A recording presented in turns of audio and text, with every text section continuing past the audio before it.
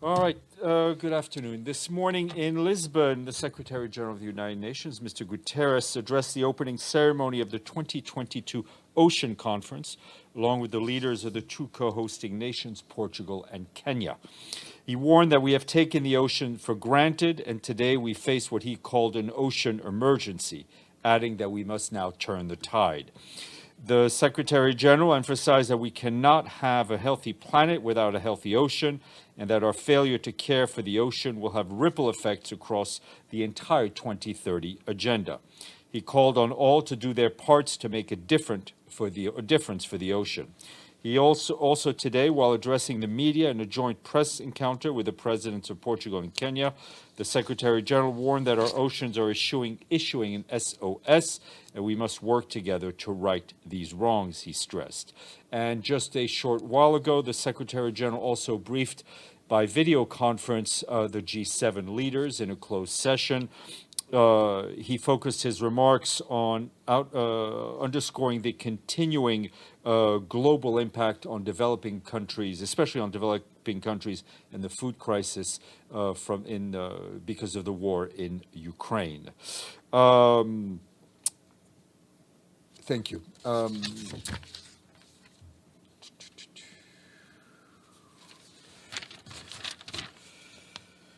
Great, and also a little bit of more ocean-related conference, but news more for TMZ. Movie star and activist Jason Momoa, who is also in Portugal for the conference, was designated as the UN Environment Programme's advocate for life below water. The Aquaman actor, who has worked with Sustainable Coastlines Hawaii and repurposed global organizations, described how humbled he felt to be entrusted with the responsibility to promote ocean health.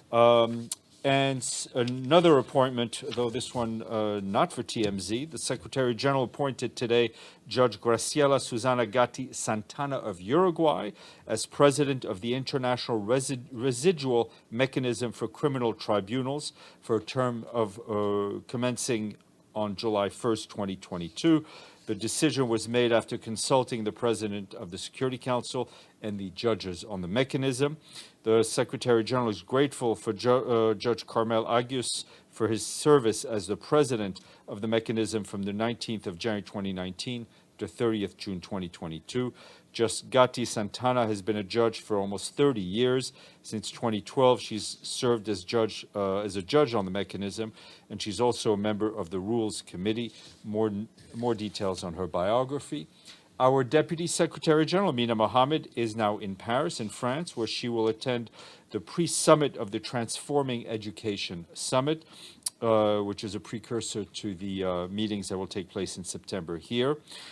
On Saturday in Kigali, the Deputy Secretary General had a meeting with President of Rwanda, Paul Kagame, as well as a meeting with the President of Nigeria, President Buhari, during which she provided updates of the work on the Global Crisis Response Group on food, energy, and finance. She also discussed efforts to advance durable peace and sustainable development on the African continent.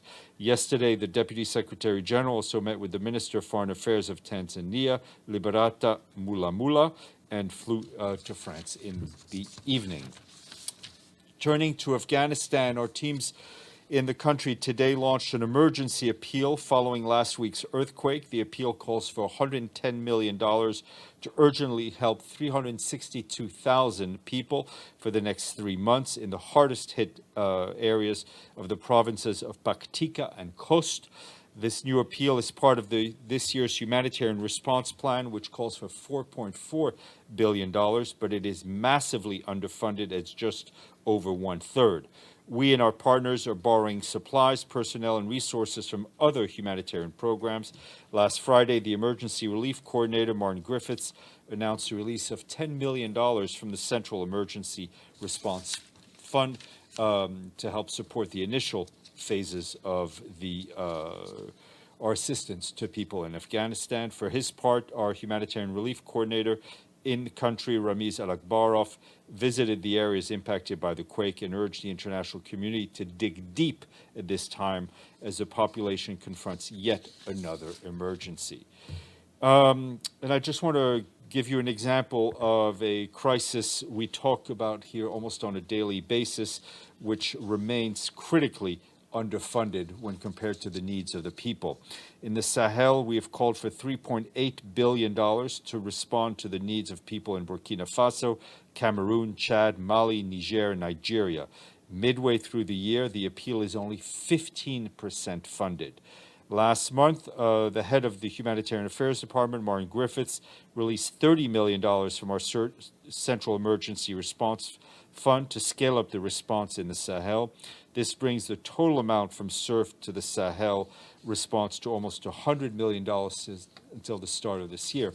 And frankly, these emergency funds are meant to use to kickstart responses, not to replace donations. In the Sahel region, more than 30 million men, women, and children need life-saving assistance and protection. This is almost 2 million people more than just a year ago. Between June and August of this year, more than 18.6 million people, that's 15% of all people in the Sahel, are expected to experience severe food insecurity. That includes 2.1 million people experiencing emergency levels of food insecurity. Armed conflict is driving humanitarian needs, and more than 6.3 million people, which is a record, have been forced to flee their homes in the region. Climate, as you know, is also a factor driving humanitarian needs there. Temperatures in the Sahel are rising 1.5 times faster than the global average. The number of floods and other extreme weather events has nearly doubled between 2015 and this year.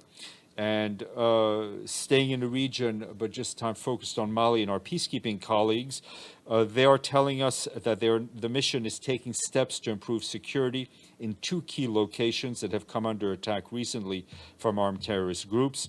On Saturday, the mission deployed a human rights team and set up a temporary peacekeeping base in Diala Sagou in the Bandiagara region to help deter violence against communities. In a separate mission, has also just returned from the village of Djebok in the Gao region, where dozens of civilians were killed and many vulnerable families were displaced during a series of terror attacks. The peacekeeping delegation met with the village chief and remaining community members to discuss ways to prevent further violence and particularly to respond to the increased use of improvised explosive devices. Following the visit, the mission is developing a plan to strengthen security and advocate for increased humanitarian assistance. Also staying on the need for humanitarian assistance, this time in the Horn of Africa, the Food and Agriculture Organization is appealing for $172 million to help avert a famine in the Horn of Africa. FAO revised its rapid response and mitigation plan, which focuses on 4 drought epicenters across the region. That's Djibouti, Ethiopia, Kenya, and Somalia.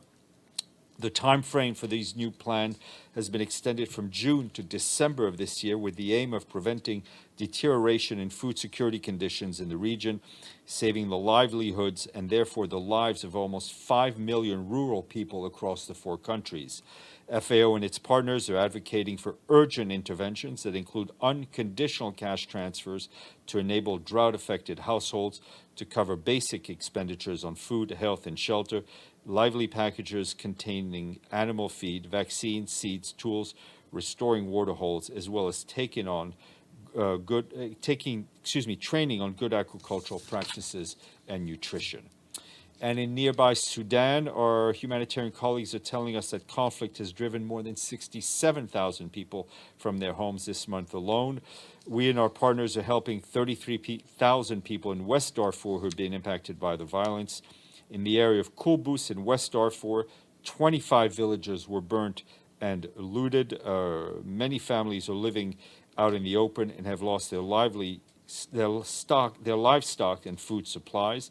In other villages, dozens of children are reportedly missing, with 5 having been killed in clashes.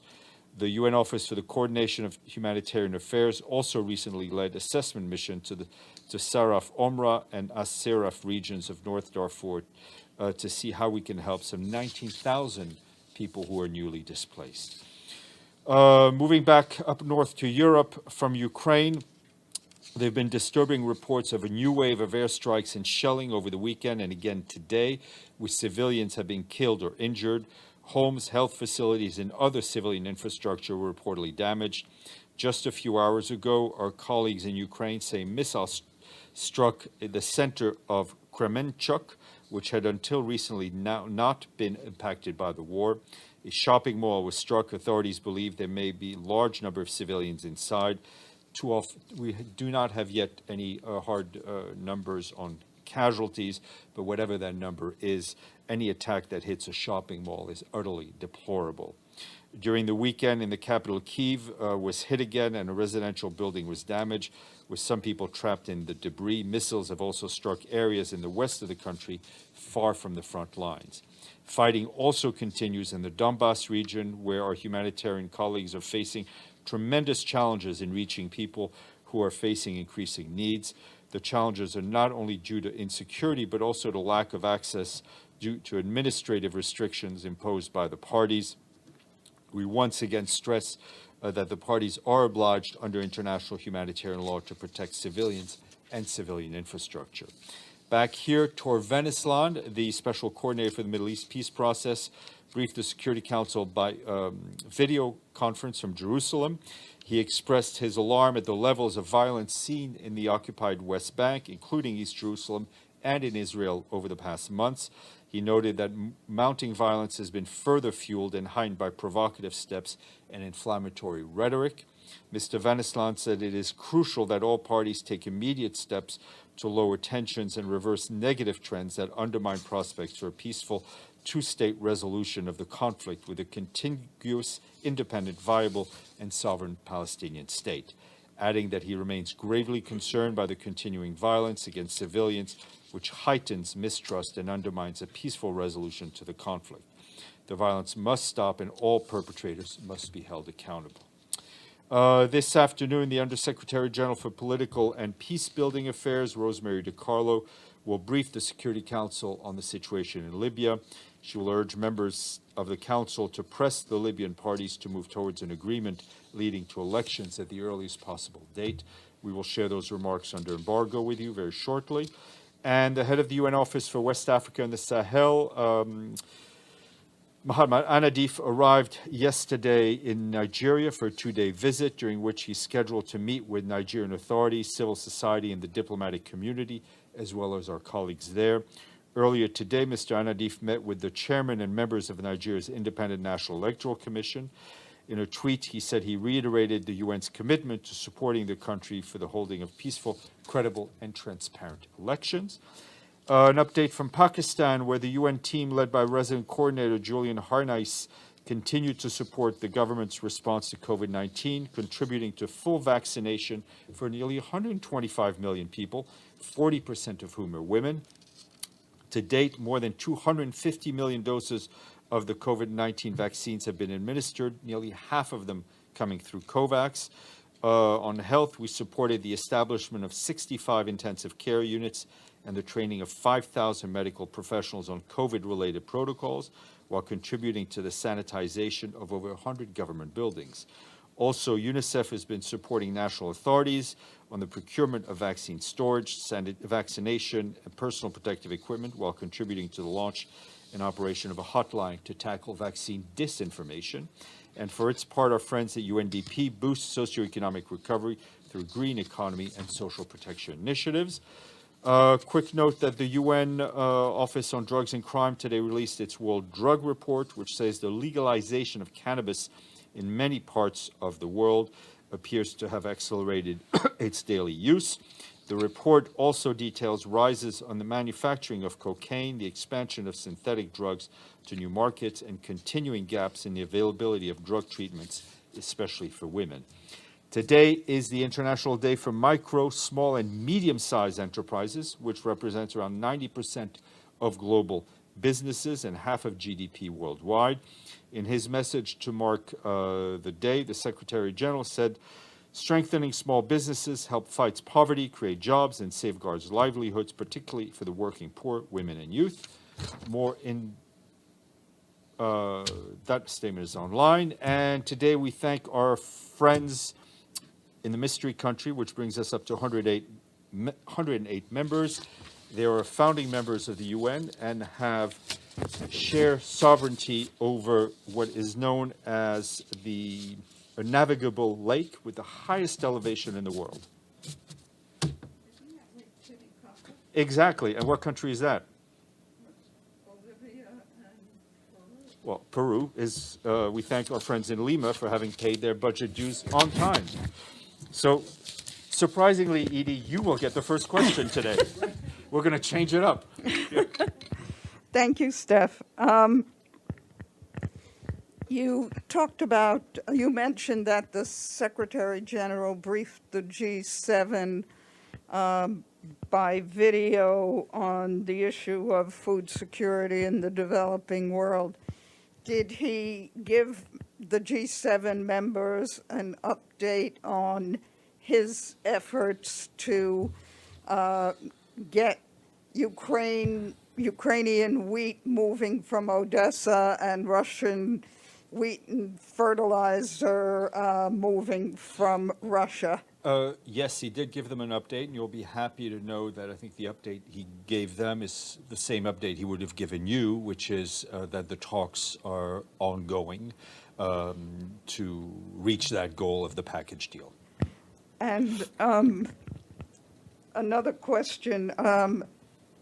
There was a serious incident between Morocco and Spain where a significant number of migrants were killed and injured trying to get into Spain. Does the Secretary General have any comment? We very much deplore this tragic incident and the loss of life. And I think it also is just yet another reminder of why we need well-managed global migration routes involving countries of origin, destination, and transit.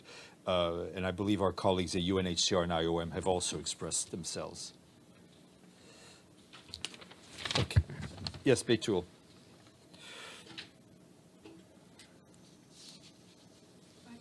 If you need to read. No, I mean, I was just given some language to answer Edie's question, and what I ad-libbed is close to what I was told to say, so. Okay, I have I'll a be here follow-up tomorrow. question Yeah. on Ukraine and also on a different topic. Ukrainian President Zelensky said that Russia carried out airstrikes on a shopping mall with more than 1,000 people inside, and reportedly some people were killed. Any reaction to that? And are you concerned that these intense fighting will endanger the grain export deal? And I have another question on Libya. We were told that the SG sent a letter. Let me take you to Ukraine. I think in what I said at the opening, that we received these reports of a shopping center having been hit. We don't have any numbers on casualties yet, but it is deplorable, to say the least. Any sort of civilian infrastructure, which includes obviously shopping malls and civilians, should never, ever be targeted.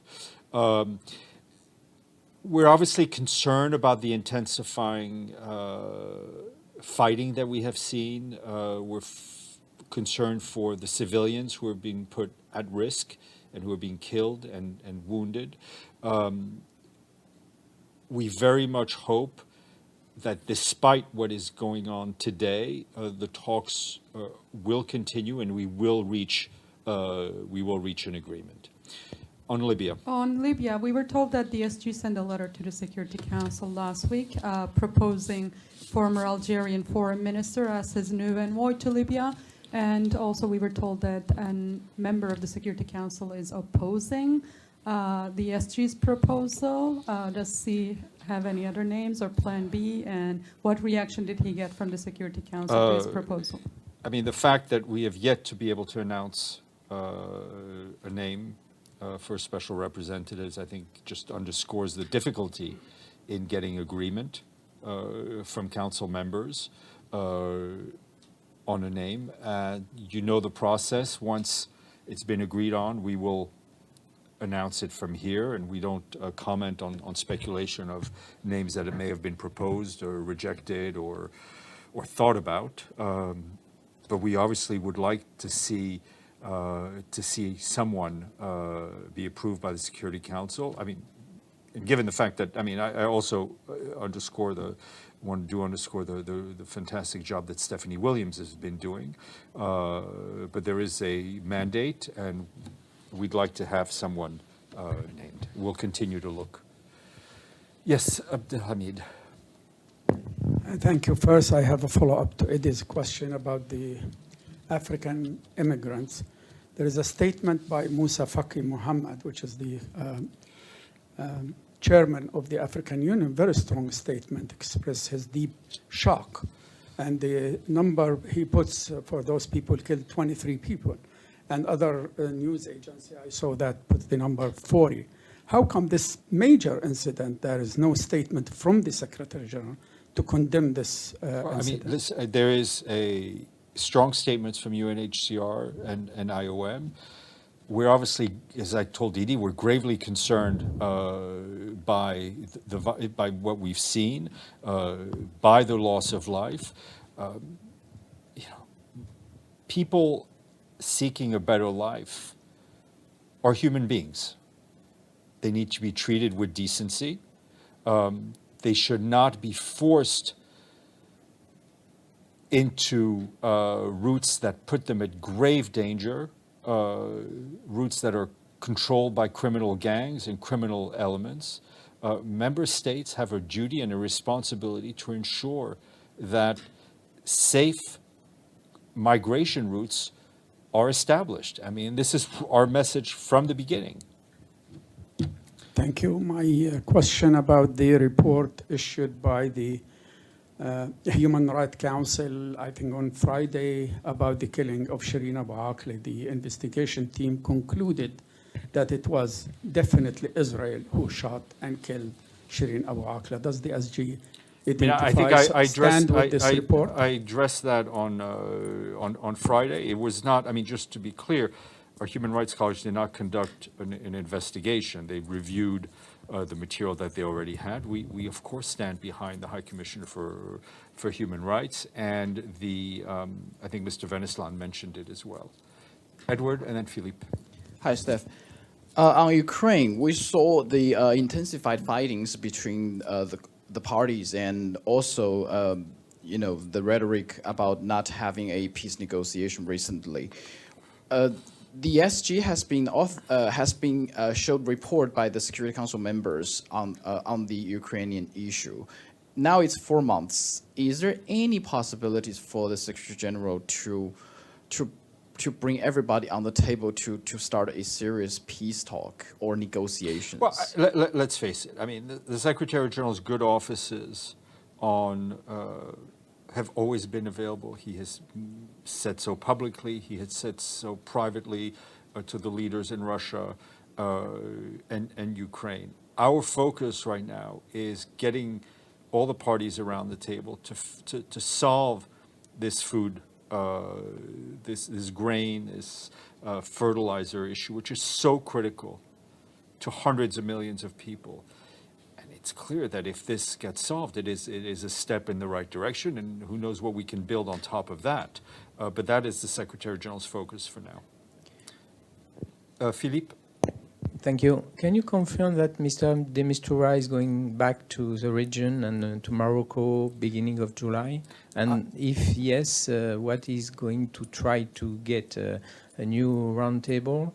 I don't have anything to confirm for you at this point, but we may get something a bit later. Celia, and then we'll go back up.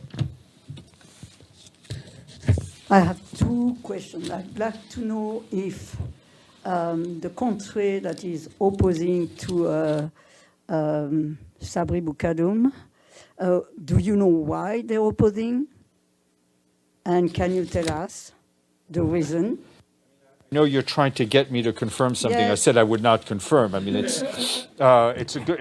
get an A for effort, but I think you're asking, and then secondly, you're asking me why certain member states take certain positions. That's one. That's for you to ask them, not for me to speak for them. I speak for one person. Okay. You want to try again? Yes. Yeah, go ahead. Know, I mean, I can tell you the name of the... No, okay, go ahead, Celia. Okay. My second question is more general. I don't know if you saw the video, the BBC video about the whistleblower, and I don't know if the Secretary General saw it, but in the video, most of the whistleblowers were not protected and they lost their job. Some of them were forced to leave, some like 2 weeks after they appeared on the video. Is that true? And why does the UN is always saying that they're protecting those whistleblowers? We are saying that we are protecting whistleblowers because we do protect whistleblowers, and it's available in reports that we issue that we issue every year, and dozens of people have been protected for reported wrongdoing, right? The fact that in this video, these people claim, I think 2 of them claim that they were... More than... Let me just finish, please. Yeah. 2 of them claim that they were fired or let go for participating in this documentary is utterly false. Okay? I'm not at liberty to start to talk about people's personal cases. But ever since he came into office, and frankly, it was one of the messages he gave on his first day to his senior officials, the Secretary General called for strengthening of the whistleblower policy. It has been strengthened twice since he came into office.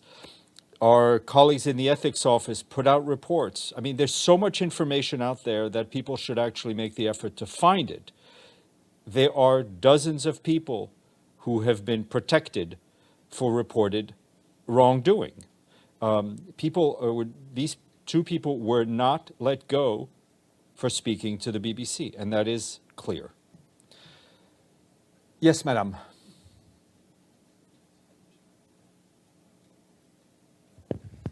Hi, Mr. Dujarric.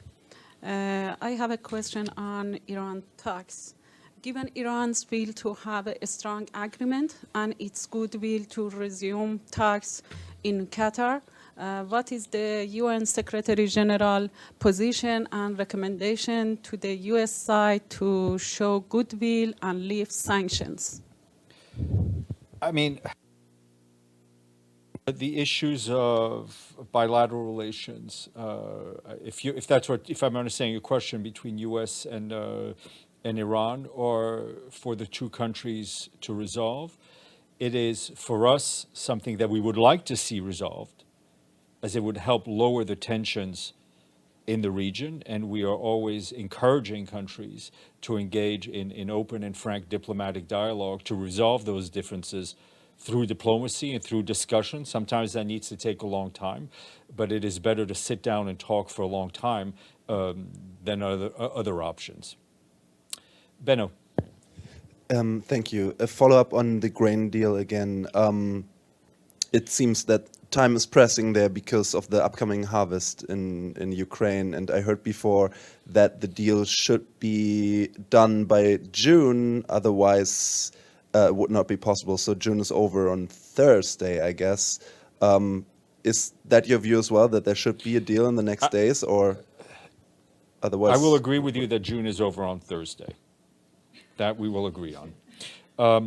We would like to see a solution to this as quickly as possible for the sake of the people who are desperately, for the global market is desperately awaiting grain and fertilizer. But the discussions are ongoing. There is no, as far as the Secretary General has, he has not set a deadline for which the deal needs to be done. Yes, Betul.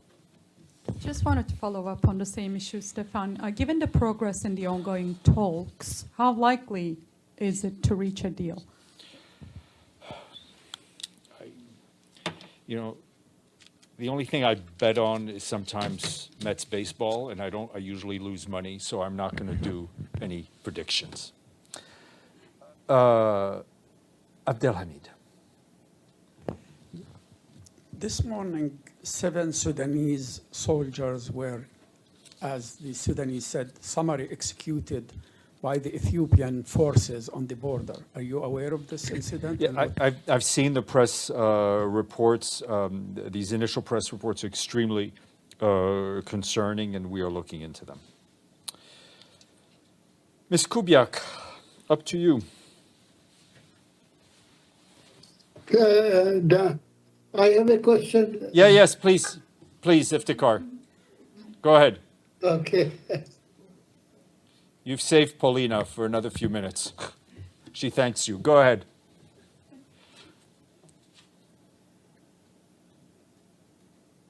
Iftikhar, you're mute. I can't hear you. No, I cannot hear you, Iftikhar. Okay. Do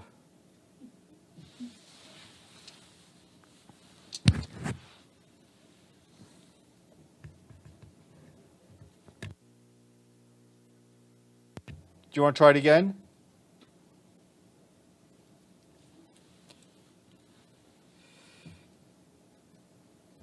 Okay, so I will just ask another question.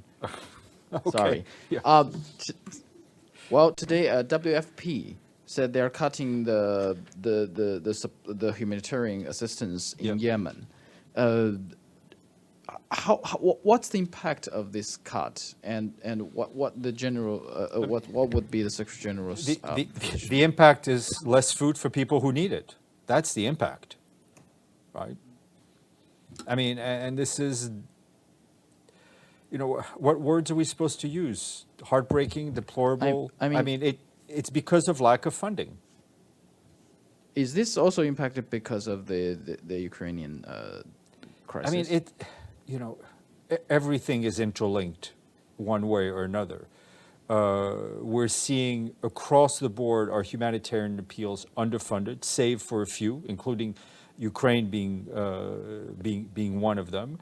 But we know there's money out there, and we would hope that member states are generous across the board. All right, we're going to try Iftikhar one more time. Otherwise, go ahead, Iftikhar. Let's try it again. Okay, it's not working. Let's just email me your question, and I will. Go ahead, Evelyn. Okay. Go ahead. Hold on, Evelyn. Hold on. Right. Iftikhar's there. Okay. Hello, yes? Yes, go ahead. Go ahead. Can you hear me now? Yes. In your opening remarks, Steph, you said that the Deputy Humanitarian Coordinator in Kabul has called for international community to dig deep. But what has been the response to the appeal already made for $15 million? I think that is also underfunded. We will try to get you the exact numbers of where the appeal for Pakistan stands. Evelyn? Of Afghanistan, I'm sorry, Iftikhar. Go ahead, Evelyn. Okay, happy Monday, Stéphane. Can you hear me? Yes, ma'am. Okay, good.